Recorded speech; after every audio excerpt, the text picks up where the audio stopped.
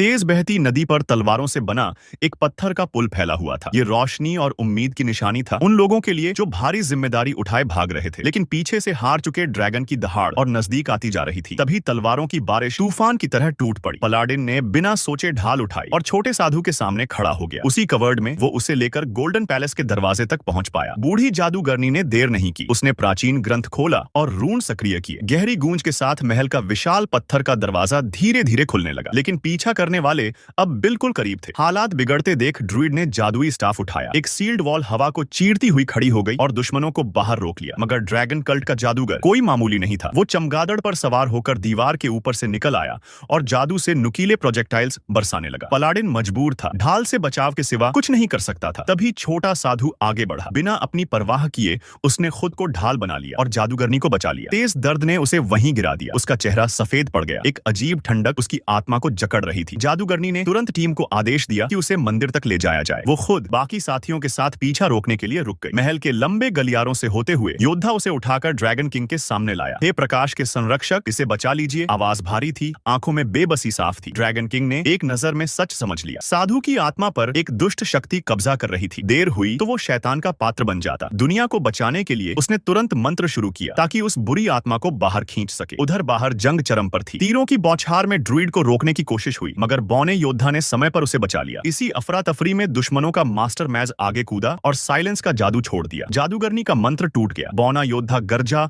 और पूरी ताकत से हमला किया। जादूगर का चमगादड़ रास्ता रोकने आया, लेकिन एक ही घूंसे में उसे खाई में गिरा दिया गया। मौका मिलते ही ड्रूइड ने रूपांतरण मंत्र डाला और जादूगर को एक मामूली कीड़े में बदल दिया। अब जादूगरनी ने एक ही वार में दुश्मनों को राख बना दिया। इसी बीच अंदर अनुष्ठान पूरा होने वाला था। ड्रैगन किंग ने पूरी शक्ति से दानव को बाहर खींच लिया। साधु के माथे के निशान मिटने लगे। महल में शांति फैल गई, लेकिन जीत की खुशी पल भर भी नहीं टिकी। ड्रैगन किंग अचानक दर्द से कराह उठा। उसका शरीर कांपने लगा। दानव उससे कहीं ज्यादा ताकतवर था। कुछ ही पलों में उसने ड्रैगन 100 किंग को अंदर से तोड़ दिया। सब कुछ इतनी तेजी से हुआ कि कोई संभल नहीं पाया। दानव मुक्त होकर 5 ड्रैगनों से मिलकर बने एक भयानक रूप में सामने आ गया। तभी सब समझे, असली निशाना साधु नहीं था, बल्कि असीम शक्ति वाला ड्रैगन किंग। महल गर्म लपटों से भर गया। हालात लगभग बेबस थे और तभी चमत्कार हुआ। साधु के भीतर छुपी शक्ति फट पड़ी। उसने आग की तरह आती ड्रैगन ब्रीथ को सामने से रोक लिया। हम पीछे नहीं हटेंगे। उसकी आंखों में अब डर नहीं था, सिर्फ संकल्प। वो अब कमजोर साधु नहीं, एक योद्धा था। उसकी ताकत ने उम्मीद जगा दी। सभी ने तलवारें उठाई और उसके साथ खड़े हो गए। आने वाले हजारों सालों तक उन्होंने अंधेरे और मौत से डरने से इनकार किया और अपनी कहानी, अपनी गाथा खुद लिखी।